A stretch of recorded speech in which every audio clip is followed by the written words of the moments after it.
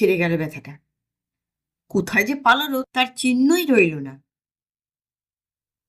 সেই হাতেই টেলিফোন তুলে ফোন করলাম ডাক্তারকে। মশাই, আপনি যে বললেন গরম জলে হাত ডুবোতে, তাই না করে আমার হাতের ব্যথা আরো ঢের বেড়ে গেল। তারপর আমাদের কাজের ঝিয়ের কথায় ঠান্ডা জল ঢালাতে সেটা কমে গেল। বলতে গেলে সেরেই গেছে এক প্রকার।